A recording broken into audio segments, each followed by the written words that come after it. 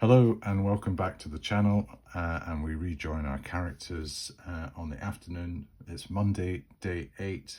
The weather has not it had the forecast was rain and strong winds. It has not materialized, so we're going to have to wait till the evening to do another weather check. So maybe it's going to be a dismal night, who knows. It's as I say, it's 3:30. We're back. The characters are resting and recuperating after quite an extensive delve. It didn't seem to last that long time-wise. It was only maybe about 3 hours, restricted to the morning. But they packed quite a lot of encounters in and different types of phenomenon, I would say, that they came across. There was the dwarves, the 8 dwarves that they met. There was led by the named character Thusnell, son of Thringet, and he became an associate. I wouldn't say a lifelong friend of the party, but they left on amicable terms. And you get the feeling that there's a potential relationship to be continued. The other major confrontation was a kobold debacle, which led by the scourge of the underworld, Grishnesh, the kobold defiler. He was vanquished, and his little pack of ambushers and saboteurs were vanquished and sped away into the depths of the complex. The characters decided that they would not pursue. They decided to consolidate, leave the palace with the information that they had garnered. They'd also taken a sample from what they believed to be a magic pool. It was the only thing that gave off any hint of enchantment was a slight taint to the water, which was blue. Excuse me. I still just while I'm going on, I still have a bit of this cough just now, so I might occasionally just stop and clear my throat slightly, but hopefully that I'm on the mend just now. And if there are any edits, I'll try and make them as smooth as possible. I was speaking to my son about edits and how you can edit your YouTube videos, and he was saying, because I was saying, I'm listening to your videos now, and it's like non-stop, and you seem to like talk, and there's no ums or ahs or whatever. And he said, no, I've got software I can actually go through, and you can edit out little bits like that on an individual basis. And what happens is that it just removes it completely. So he sounds very, just like it's a continual conversation. Whereas I know when I listen back to my videos, quite often I'm pausing. I stop. I go and if I cut all that out, maybe I could get my videos down to about 10 minutes. But then I thought, no, I don't really want to go. I just, this isn't really designed to be a film school or an art house video capture unit. I'm just here to just to I'm trying to do it as if I were just playing it by myself, and thinking about because I did mention the other day that I find it easier feeling that I've got an audience to talk to, and I think probably the nearest thing that I could say as an experience, because I was thinking, well, what type of game would give you this type of experience? And it's maybe something like a collaborative role-playing game where you are all you share the decisions with other people. So I feel like I'm talking to other people. I've got the audience, and there's no dungeon master, and you're kind of following either programmed or you know, the rule mechanics. And there are a lot of kind of games like that. You know, we played, one of the ones we played was Arkham Horror, which is very much kind of that mechanic. Where was I? Yes, we had a potion, not a potion, it was the vial of water that we'd taken from the magic pool. So we've got 3 things on the go, information-wise, that we can take back to Marchton and see what we can do with them. Meantime, we're in we're in the Green Dragon.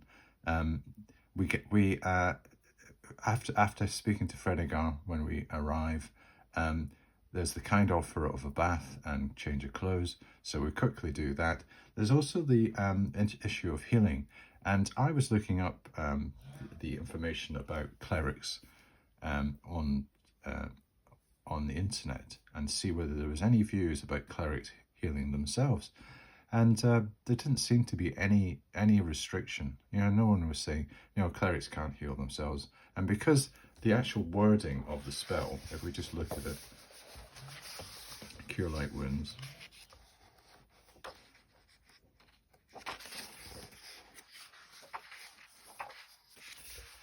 Yeah, it says, upon laying his or her hand upon a creature. So he really just has to put his hand, so he could put his hand on his hand, if you see what I mean, and cure himself. So I thought, well, why not do that? And what we have with the party is we have Tristan, who is slightly out. He has a hit point of I kind of made a note of it, didn't I? In the encounters in our little yes, here we go. We had we called this Adventure 3 that we've just been on.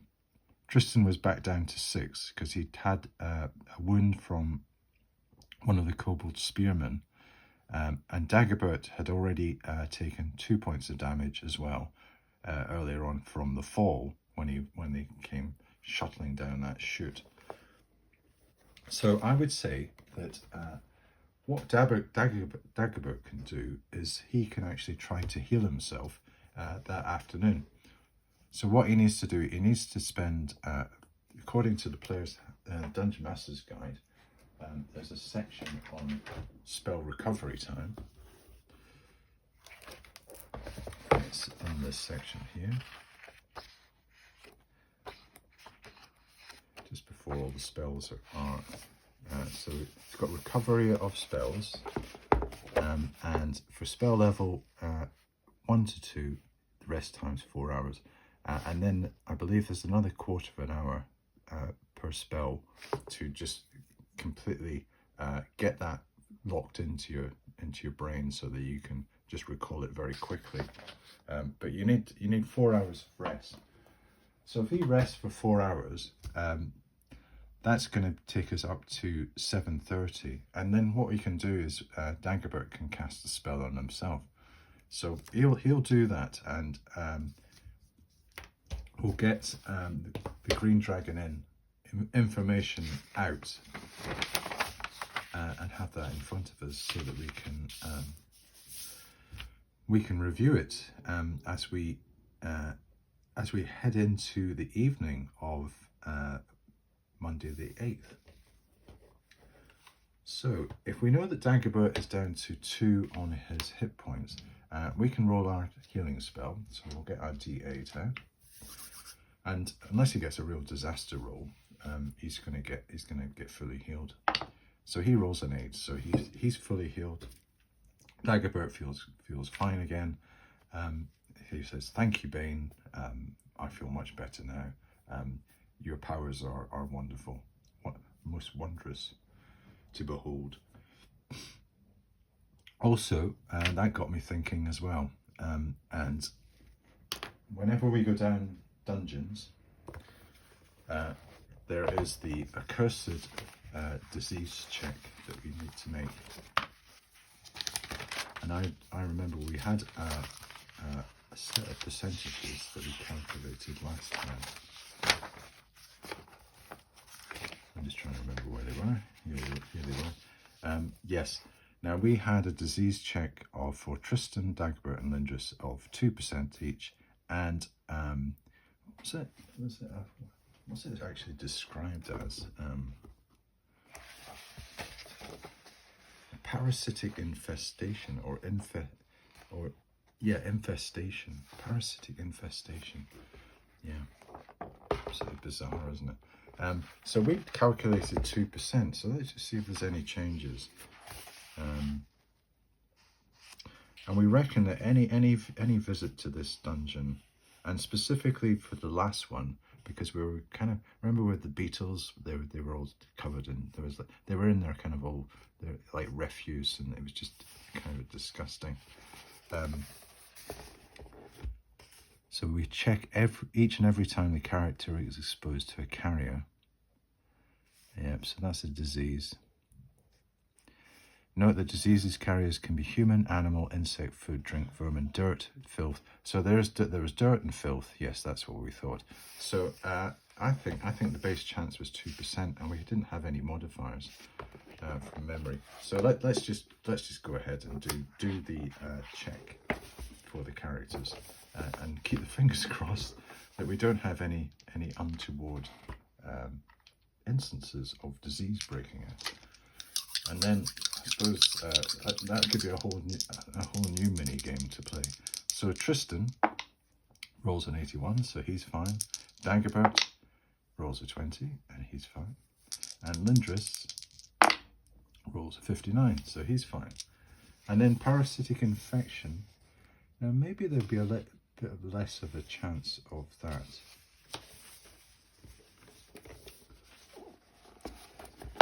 So that's more, it does say each game month, check for each character to determine if he or she has become infested.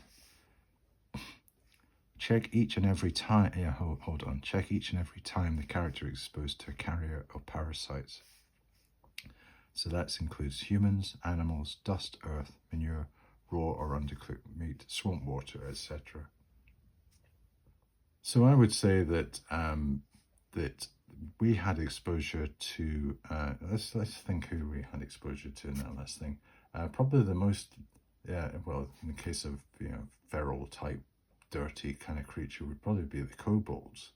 And we were quite close to them, because what we did was we looked through their three bodies.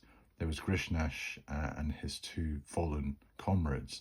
And we did look through their bodies for any kind of treasure.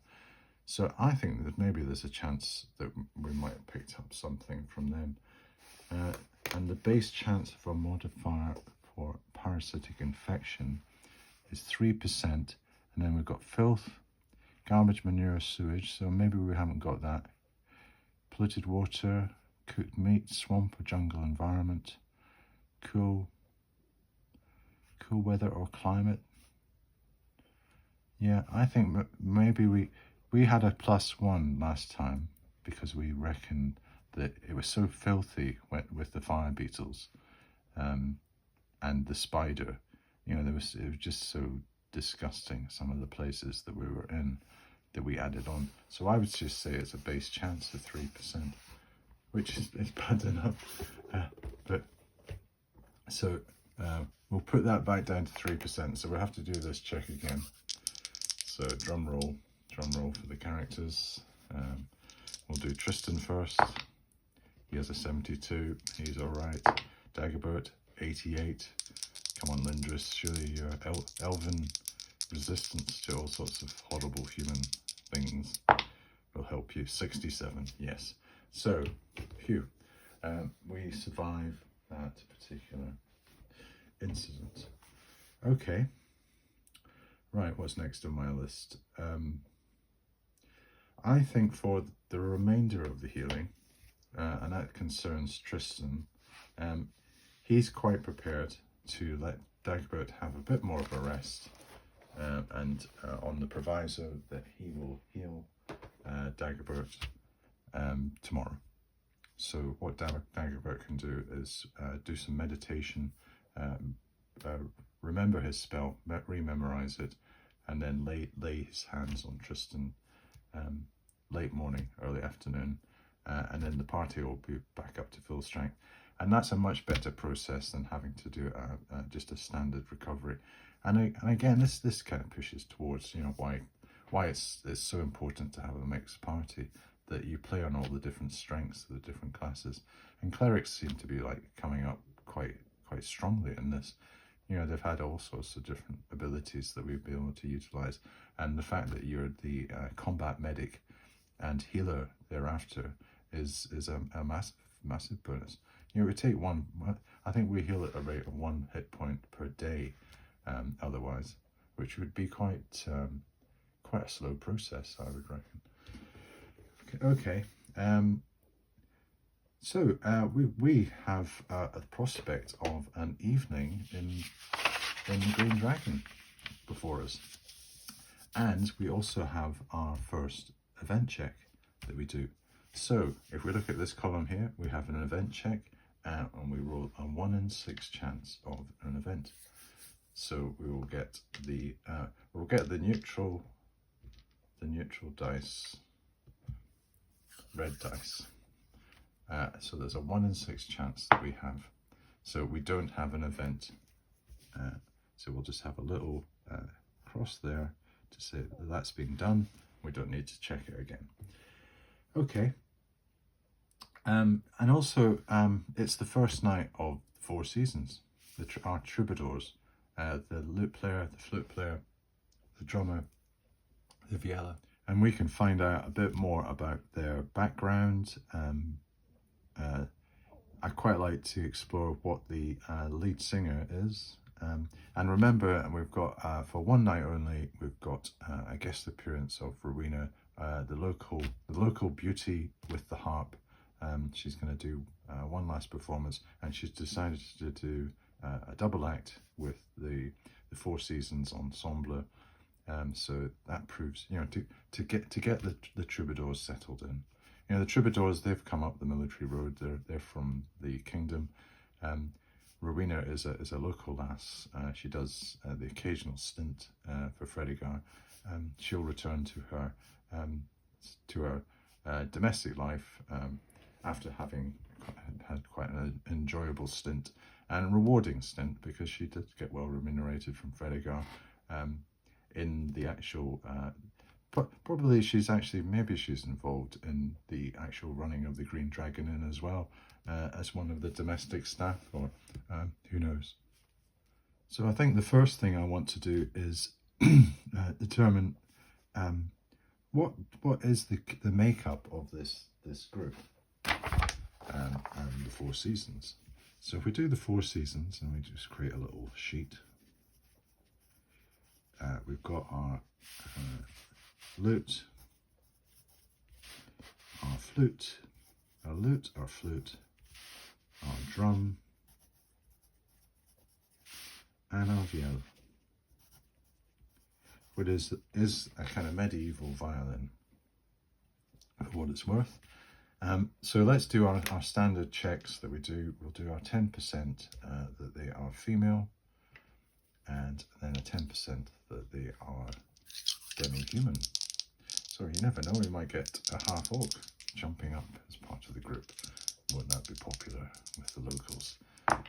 So we have a 73 on sex for the lute player. For the flute player, we have a 34, so no. For the drum player, we have a 53, or the drummer. And for the viola player, we have a 21. So they're all male. M, M, M, and M. Okay. And then for demi-human status, 10% chance, 97, no, very human, the lute player. Flute, 81, he's human. The drummer is 85, he's human. So is it going to be a clean? Yeah, it's a full sweep, and they're very high scores, so these are very human, and they're from the Kingdom. I quite like to maybe bring out the lead singer, because he's probably going to be the face of this group. I'm going to call him Roland, and he's rolling with it. Are they going to be rockers or rollers? That is the question. And let's do his our favourite table, which is now conveniently at the back of the Dungeon Master's Guide.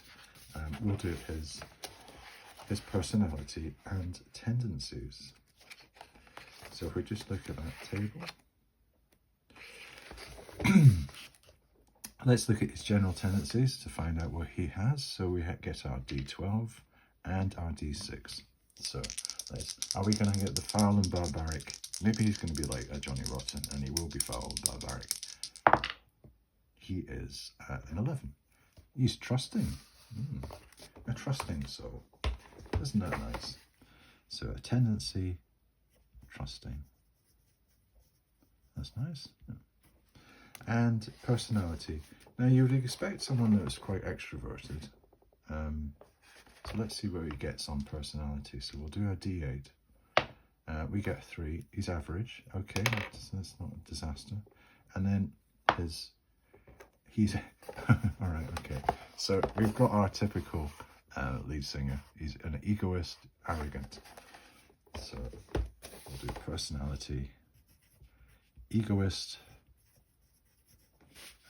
arrogant. And remember, we drop one of these as and when we decide. So maybe arrogance is probably a good one to lead on major. And I thought one other thing I'd quite like to do with Roland is to there is another table here under appearance called general, and this really just gives you the overall kind of demeanor of the person, what they appear like to the world. And I thought that might be quite interesting, just to, and maybe that might give a kind of a signature to the group and what they're all about. Are they going to be meek and mild, gentle troubadours playing the Four Seasons greatest hits, or are they going to be a bit more alternative, edgy, medieval kind of? They're not medieval punks, but they're a bit more out there. They're a bit more experimental. What's it going to be? So let's have a look at. We roll a D10 for that. So on my D10 list, here we go. He is clean. Okay, I think that says a lot, doesn't it? They're like a barbershop quartet or something. They're very clean. They're good living boys, maybe like a kind of the Osmond types. And I shouldn't. My wife is very big Osmond. She loves Donny Osmond and whatever. But they are the kind of if you think of a white and white type of group, that's what they are, the Osmonds. And she's a massive fan, so I'm going to maybe model him on Donny, and that's quite good. So clean is the appearance. So they're nice looking boys. The sort of boys that you would that you would be quite happy if you had a daughter for them to come around and take her out, and he seems to have a nice nature, apart from the fact that he's a bit arrogant. So he maybe is a bit big-headed and puffed up. But then he is the singer. He's got to stand out front. So I think it's setting up for a nice little ensemble with Rowena. I thought for the first night, Rowena would act. She'd provide the X factor. And she's coming out with her harp. She's singing a very nice ballad. They're strumming away, and maybe Roland's coming in with a nice kind of harmony in the background, and then they become a duet later on. I think Rowena can add 1 to 3 to our performance roll, because remember, we're going to have our performance check. We've noted this down here, the performance metric 1 to 10. To assess what the evening's entertainment, what the standard has been. Very high standards that Rowena has had last week. We want to maintain these standards. Fredegar's pensive. He's standing in the wings. He's looking on. But Rowena can add 1 to 3 to our metric. So let's see what Rowena adds, whether she provides quite a spirited performance. No, maybe not Rowena's best night. She might not know this particular number that well.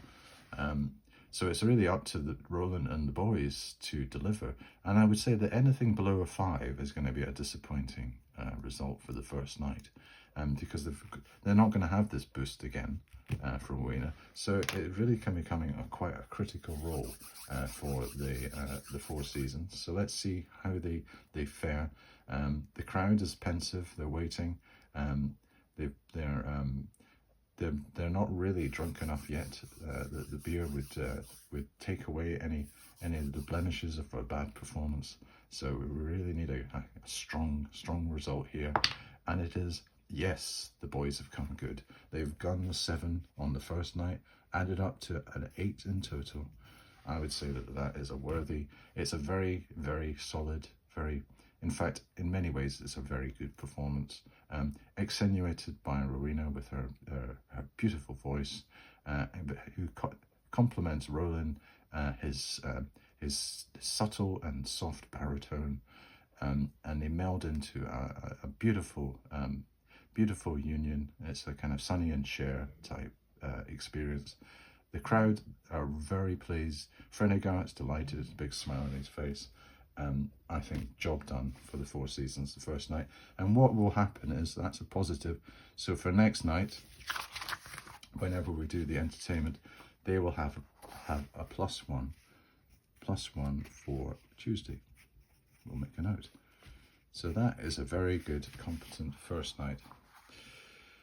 Okay. Right, so no events. We've had an excellent night's entertainment. We're ready to get into next day. Day 9 dawns. We do our weather check, see what happens. We get a 6, so it's a fine day. And in fact, what we can do here is that we can even put the weather in on this, because this is like our master control panel. It has everything, and I can just use this as my overall. It's like as I said, the bridge on the Enterprise, and I can be Captain Kirk, and I can monitor all the different things going on in the different areas and departments of the village, and weather being one of the metrics that we observe. We can put that down. So a nice fine day in March, 9th of March. The first thing we want to do is have Dagobert, when they get up, they have their breakfast. Dagobert goes away and he says, right, I need to meditate for a bit. He meditates for 4 hours, and the last 15 minutes he spends consolidating that in his mind. He calls on Tristan. He says, right, I'm going to lay my hands on you again, and by the power of Dagobert, by the power of Bane, yeah, but it is by the power of Dagobert as well, but I am just the vehicle. I invoke healing on this disciple of Bane, and Tristan is, well, he's got 3 hit points he needs to get, so he does need a roll. You know, it would be a shame if we don't get at least 3 on this. So we get 4. So yes. So the guys are all back up to full strength. We feel we're fighting fit. It's another lovely day in Marchton. We're ready to get out on the town. So what is the kind of game plan? Well, I would say that we've got 3 items of information, and also includes 1 actual physical item that we want to get answers for, or feedback on the importance. So the first is probably the most important, and that was our encounter with the dwarves. We bumped into Thusnell, son of Thringit, and his 7 other associated dwarf scouts. They had actually been performing activities off-piste on their own, and plundering the lost palace. However, you have the feeling that they would take this information back to their king, with any plunder that they had taken as tribute. and seek favor with their overlord. So we have information about another race that we haven't had an encounter with yet, and it's whether we have enough. This is revelatory enough that it generates a reaction from the authorities, and more importantly for the characters, some form of reward, a monetary recompense. So that's number one on the list. Number two is our magic pool, the sample that we took, and what sort of follow-up we need to do with that, whether we can perform some form of analysis, either through some form of scientific experiment, or is there kind of a magic procedure that we could follow. And the names in the frame for that just now might be Kayla on the magic side, and Rubicus on the lore and sage side. I don't think that Rumix would really be into that type of thing, but you never know. We could always go back to Rumix if needed. And then the final thing that we can have as something for discussion are the kobolds and the group that we found that were setting up ambushes. So that kind of raised a number of questions, and whether this information is important to Lord Seaward and his associates, or are they just aware of general humanoid activity in the region, and they'll just put it down to another bunch of kobolds, another bunch of naughty, dirty kobolds, causing a nuisance. And kobolds, they're not really high up the food chain when it comes to humanoids. Lord Seaward is far more interested in probably orcs, hobgoblins, gnolls, strong and potentially very dangerous opponents, and probably not smaller, more nuisance factor type creatures like kobolds. But who knows? If there's an awful lot of kobolds, they've become a threat, and if they are enlisted by someone that is powerful, say a magic user or a sorcerer or an enchantress, they could be directed and armed and equipped, and they could become a force that's potent. Also, they could be disruptive to other things that are within the Northern Marches, maybe attack other caravans of merchantmen. Maybe they'll be a nuisance on the military road. They might even range as far as Wayford and cause distress down there. So we've got three avenues of inquiry that we need to have explored. And I think the consensus from the characters is that they'll probably go back to their trusty old patron Jasper as the first port of call and bounce these things off him. He could either direct them to the right people. He could maybe even answer straight off the bat whether these things are important and revelatory, or are they just yesterday's news, and what are you coming here telling me all about this? I know all about the dwarves and that type of stuff.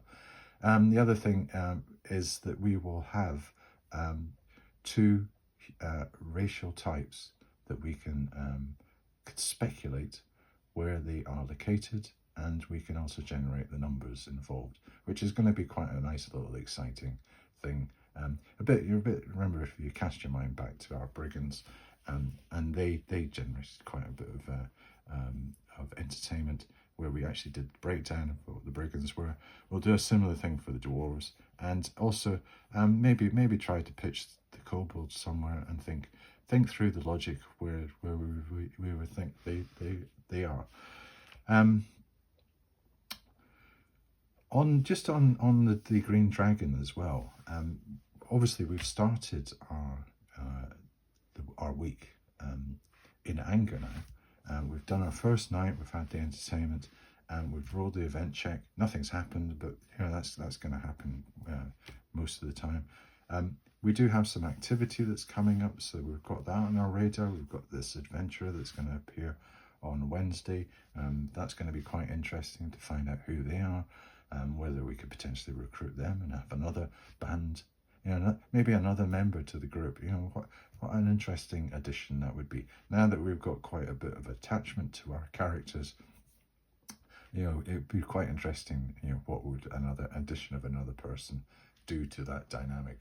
We also have the investigation and trial of the captain of the guard on Thursday, and I thought I'm going to turn that into like a little mini game.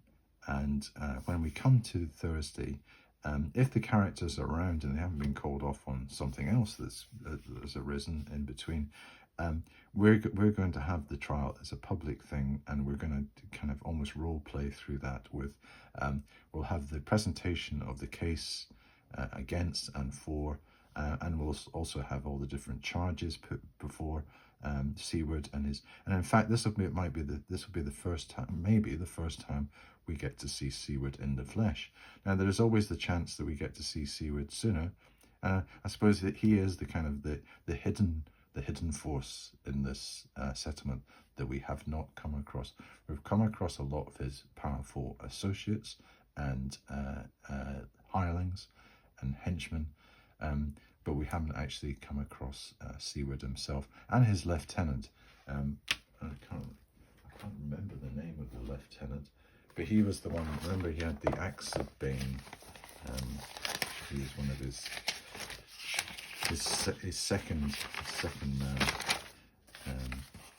and I think sure he was a man, because I think we did the check on him. That's the Green Dragon Inn. That's something to do with the characters. Here we go. Folkred, Blood Axe. Level 5 fighter, lieutenant and deputy to Seward, with his +2 battle axe, Dirhail, whatever. Yes, Fiend Crusher. Yeah, the battle axe of Bane. So we haven't met him. We've met Jasper Silent Walker. We've met Kayla, and we've met Torvin Forgemaster, the mighty weaponsmith. We've met what's his name?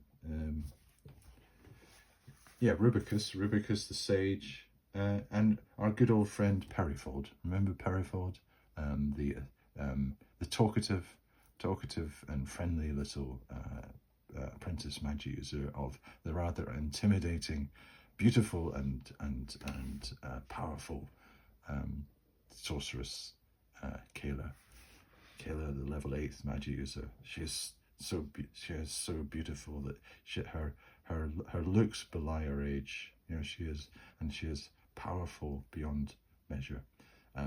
But within the retinue of Seward, who is in charge, she is just one of the many powerful presences in this group. So long story short, we might meet any of the above in our dialogues that we have to do with the dwarves, the kobolds, and the magic pool coming up. Okay. Right. I think that the characters will is now, if we just do a quick ready reckoner of day, on today, Tuesday, day 9. And I was going to do a little formula to say, in actual comparison, because I suppose this thing about original Dungeons and Dragons and Gary Gygax saying that you should really do real time. We're actually taking longer to do our days than time has passed, because I think the first one we did an adventure and started was back in February, wasn't it? It was like middle of February, and to do 9 days has taken me about a month. So it's almost like you do one day every what is it? It's about 4. A 1-to-4 ratio just now. So it'd be interesting to see whether we actually speed up a bit. And now that we've got the bit between our teeth and we're off and running, But you know, again, I don't mind. I'm quite enjoying just dawdling along and you know, taking each day as it comes. And there's you know, as you see, there's plenty of things going on, or maybe going on. And I think we've done plenty of adventuring just now as well, and more adventures. You know, well, that's one thing that the loose end that's from Dunmorna is level 2. You know, my goodness, if we get a bit more powerful, we can go down there and really come across some major opponents, and obviously the financial reward. And I was thinking about the treasure table, because if we just look at this, and we've got this almost, it's become Brian's channel's trope of the 1,000 silver pieces. I think we've got 1,000 silver pieces 4 times so far, and treasure doesn't really come up that often, does it? You know, in all seriousness, it doesn't really happen that much. Well, I've got this stuff on. And I thought, well, maybe we could jazz this up a bit, and get a bit more variation. And you know, it is difficult to sort of see, well, actually, how can you? Because if you roll high, it does become really interesting, as we've seen with the magic. You know, gems, you know, that's exciting too. It's whether we could intersperse some nuggets of joy further down the table, and we're not always relying on, maybe almost like diluting, like instead of the lottery giving you the jackpot goes to like one person, it's shared a bit more out. You know, some lotteries do that. You know, they share it out a bit more, or you know, I've really got to think about that. It just this prospect of 1,000 silver pieces every time is becoming a bit depressing. You know, it's getting Tristan down. As I said, he was going to throw it in the magic pool and see what happens. You know, whether it would kind of start bubbling up, and cause, you know, it could have caused all sorts of trouble. And he's probably glad he didn't do it. Okay.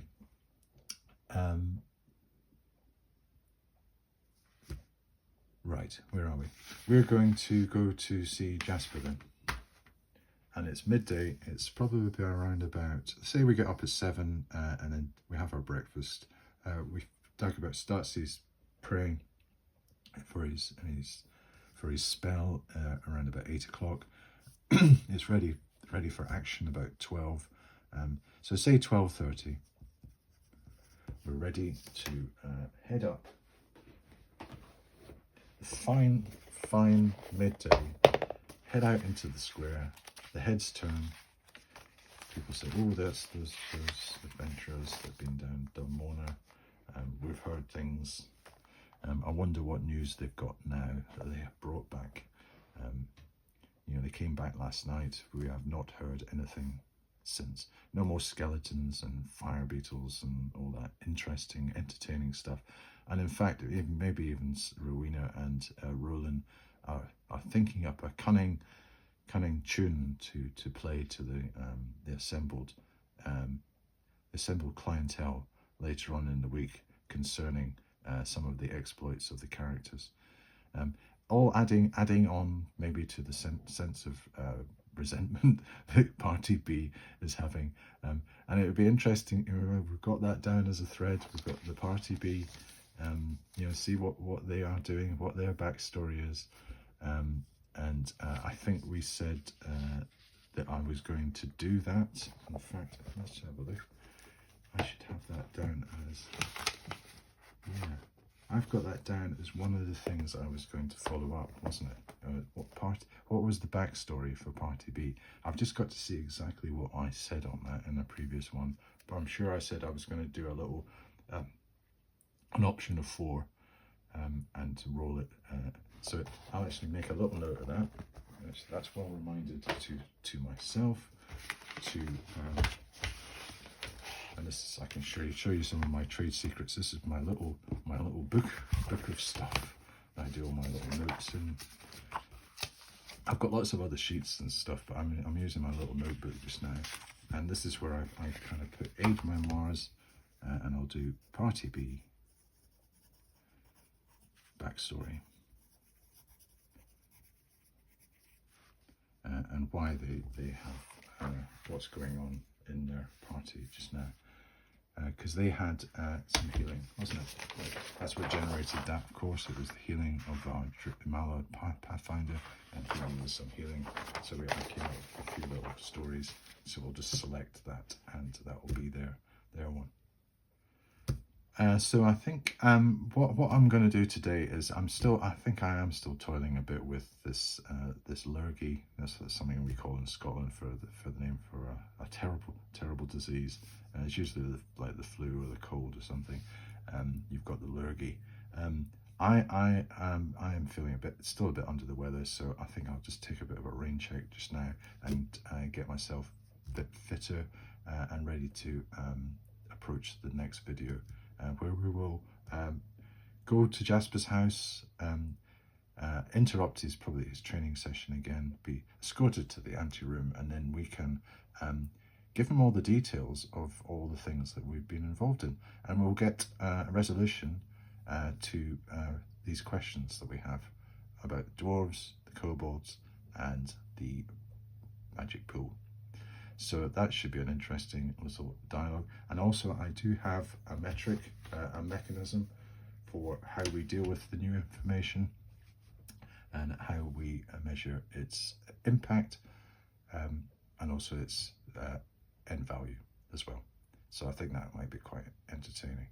And we've also got the prospect of a meeting with our Lord and Master, Lord Seaward. Wouldn't that be exciting?